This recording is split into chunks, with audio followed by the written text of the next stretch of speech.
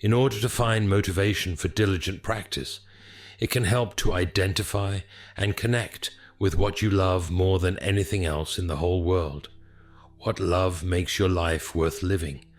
Love for your children, grandchildren, animals, nature, music, beauty, justice, knowledge. What or who arouses an unconditional sense of affinity and inspiration in the core of your being? Then practice for the subject of your love, because practice makes you better able to access, express, and manifest your love. It can be challenging to find motivation for any kind of healthy behavior, whether it's exercise, study, healthy eating, or refraining from harmful stuff, anything that requires effort. Our Dharma practice is no different. We may have lots of motivation at certain times, but then find our interest and willingness flagging.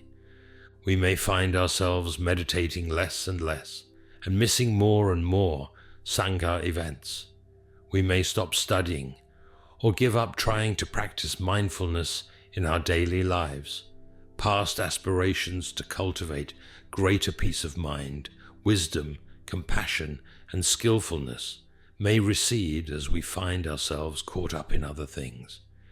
In Soto Zen practice in particular, it can be very difficult to motivate ourselves to bring energy and focus to our zazen, which is shikantaza, or just sitting. We're told this isn't even meditation practice, and that we're trying cultivate no gaining idea. Teachings like zazen is returning home and sitting in peace, meant to be inspirational, can end up leading us to complacency and dullness. If we don't feel peace, perhaps we're motivated to sit and find it. But especially when we gain some measure of peace in our lives, what then? We're very likely to get complacent and think, here I am sitting in peace, this is enough. Ideally, however, our zazen and the rest of our practice is extremely lively and full of energy. We pay attention as closely as if we were going to die this very day. We take every opportunity in this precious, short, and rare human life to learn, grow, and clean up our karma. This kind of energy and attention isn't easy at all. We're wired by natural selection to pay attention to immediate threats or opportunities. When there's not much going on, and our zazen is basically as boring as it gets, our body-mind just turns off. We go into idling mode, existing at only the most basic level, living through the time we're sitting. This is okay. There's nothing morally wrong with this situation. We are technically still just sitting. Zazen still has an effect on us, but while falling down, walking, and dancing are all in harmony with gravity. There is a difference between these manifestations. Don't we at least want to walk, if not dance? Ironically, most of us have worked quite hard to let go of gaining ideas and agendas for self-improvement. Our zazen and our practice in general do not have levels. There are no definable or tangible goals to strive for, as there are in many other meditation traditions. How do we motivate ourselves to learn to walk or dance without getting stuck in old habits of striving, and without creating dualistic notions about spiritual goals? In Zen, it comes down to willingness instead of willpower. We aim to develop in our practice without resorting to willpower, because willpower creates duality, a self who is calling the shots and cracking the whip, versus aspects of us which need to be disciplined and brought into line. In ordinary activities, this approach might work. For example, making ourselves exercise and thereby causing our muscles to become stronger. But in our spiritual practice, this approach creates an obstacle. What we're trying to wake up to, in part, is that there is no inherently existing, enduring self to call the shots. So we instead cultivate willingness. Without dividing ourselves against ourselves, we become more and more familiar and intimate with all aspects of ourselves. We make friends with it all, even the bad, weak, selfish, pathetic, or scary parts.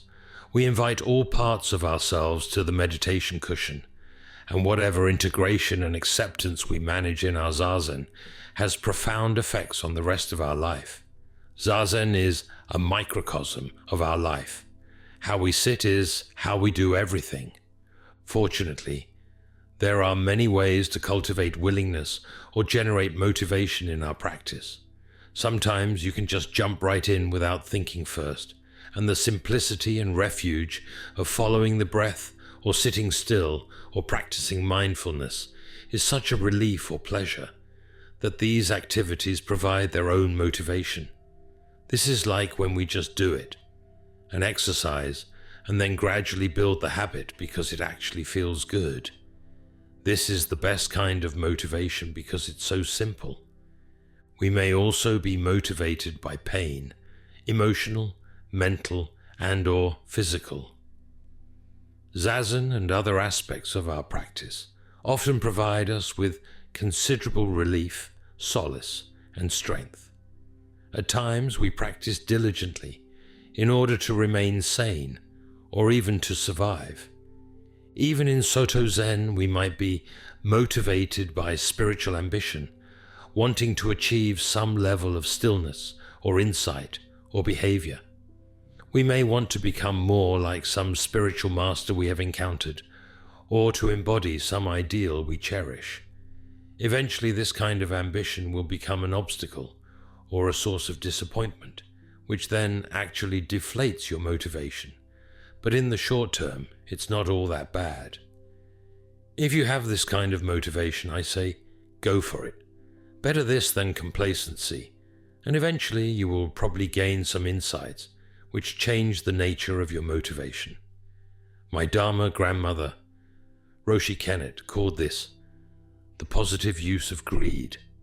In needing motivation, we are no different than our Dharma ancestors, so there are plenty of Buddhist teachings about how to light a fire under your practice. Goal making is a valuable skill.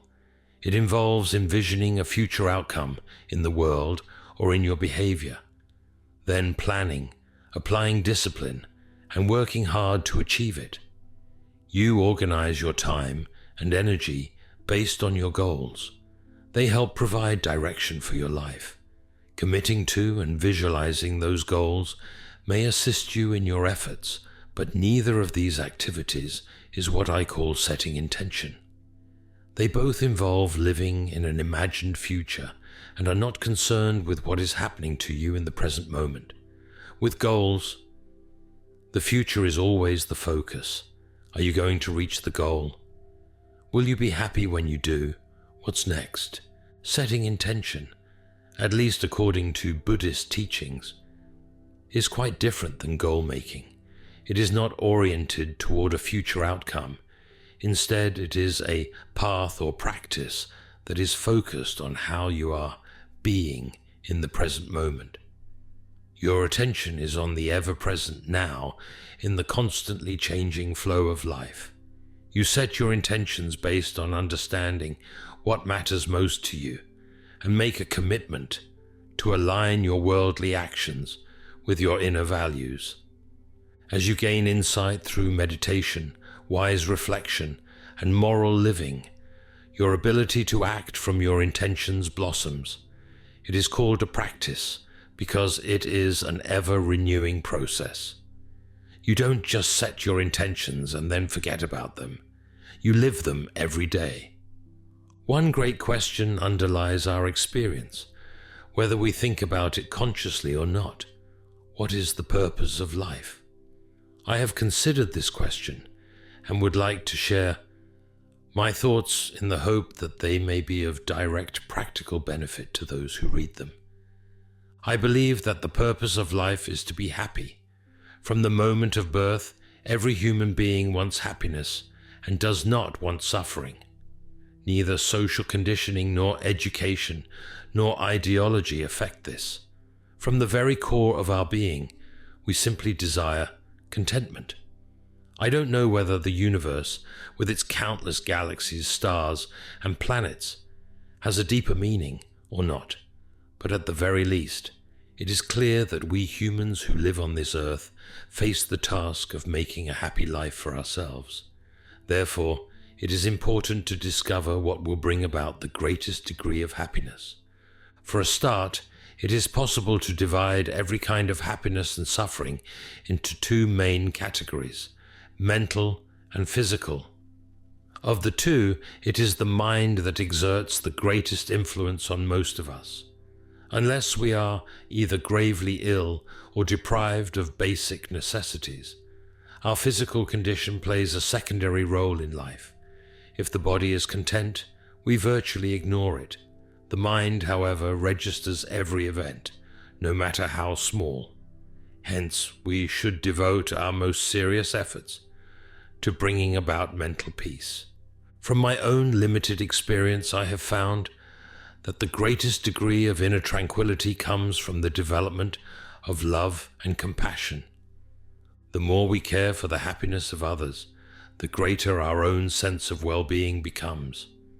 Cultivating a close, warm-hearted feeling for others automatically puts the mind at ease. This helps remove whatever fears or insecurities we may have, and gives us the strength to cope with any obstacles we encounter. It is the ultimate source of success in life. As long as we live in this world, we are bound to encounter problems. If at such times we lose hope and become discouraged, we diminish our ability to face difficulties. If, on the other hand, we remember that it is not just ourselves but everyone who has to undergo suffering, this more realistic perspective will increase our determination and capacity to overcome troubles. Indeed, with this attitude, each new obstacle can be seen as yet another valuable opportunity to improve our mind. Thus, we can strive gradually to become more compassionate. That is, we can develop both genuine sympathy for others' suffering and the will to help remove their pain. As a result, our own serenity and inner strength will increase. Ultimately, the reason why love and compassion bring the greatest happiness is simply that our nature cherishes them above all else. The need for love lies at the very foundation of human existence. It results from the profound interdependence we all share with one another. However capable and skillful an individual may be, left alone, he or she will not survive. However vigorous and independent one may feel during the most prosperous periods of life. When one is sick, or very young, or very old, one must depend on the support of others. Interdependence, of course, is a fundamental law of nature. Not only higher forms of life, but also many of the smallest insects are social beings who, without any religion, law, or education, survive by mutual cooperation based on innate recognition of their interconnectedness. The most subtle level of material phenomena is also governed by interdependence. All phenomena from the planet we inhabit to the oceans, clouds, forests, and flowers that surround us arise in dependence upon subtle patterns of energy. Without their proper interaction, they dissolve and decay. It is because our own human existence is so dependent on the help of others that our need for love lies at the very foundation of our existence. Therefore, we need a genuine sense of responsibility and a sincere concern for the welfare of others. We have to consider what we human beings really are. We are not like machine-made objects. If we are merely mechanical entities, then machines themselves could alleviate all of our sufferings and fulfill our needs. However, since we are not solely material creatures, it is a mistake to place all our hopes for happiness on external development alone. Instead, we should consider our origins and nature to discover what we require, leaving aside the complex question of the creation and evolution of our universe, we can at least agree that each of us is the product of our own parents. In general, our conception took place not just in the context of sexual desire, but from our parents' decision to have a child. Such decisions are founded on responsibility and altruism, the parents' compassionate commitment to care for their child until it is able to take care of itself. Thus, from the very moment of our conception, our parents' love is directly in our creation. Moreover, we are completely dependent upon our mother's care from the earliest stages of our growth. According to some scientists, a pregnant woman's mental state, be it calm or agitated, has a direct physical effect on her unborn child. The expression of love is also very important at the time of birth, since the very first thing we do is suck milk from our mother's breast. We naturally feel close to her, and she must feel love for us in order to feed us properly. If she feels anger or resentment, her milk may not flow freely. Then, there is the critical period of brain development from the time of birth up to at least the age of 3 or 4, during which time loving physical contact is the single most important factor for the normal growth of the child. If the child is not held, hugged, cuddled, or loved, its development will be impaired, and its brain will not mature properly. Since a child cannot survive without the care of others, love is its most important nourishment. The happiness of childhood, the allaying of the child's many fears, and the healthy development of its self-confidence all depend directly upon love. Nowadays, many children grow up in unhappy homes. If they do not receive proper affection, in later life they will rarely love their parents, and not infrequently will find it hard to love others. This is very sad. As children grow older and enter school, their need for support must be met by their teachers. If a teacher not only imparts academic education, but also assumes responsibility for preparing students for life, his or her pupils will feel trust and respect, and what has been taught will leave an indelible impression on their minds. On the other hand, subjects taught by a teacher who does not show true concern for his or her students' overall well-being will be regarded as temporary and not retained for long. Similarly, if one is sick and being treated in hospital by a doctor who evinces a warm human feeling, one feels at ease, and the doctor's desire to give the best possible care is itself curative, irrespective of the degree of his or her technical skill. On the other hand, if one's doctor lacks human feeling and displays an unfriendly expression, impatience, or casual disregard, one will feel anxious, even if he or she is the most highly qualified doctor, and the disease has been correctly diagnosed and the right medication prescribed. Inevitably, patients' feelings make a difference to the quality and completeness of their recovery. Even when we engage in ordinary conversation in everyday life, if someone speaks with human feeling, we enjoy listening and respond accordingly. The whole conversation becomes interesting, however unimportant the topic may be. On the other hand, if a person speaks coldly or harshly, we feel uneasy and wish for a quick end to the interaction. From the least to the most important event, the affection and respect of others are vital for our happiness. Recently, I met a group of scientists in America who said that the rate of mental illness in their country was quite high, around 12% of the population.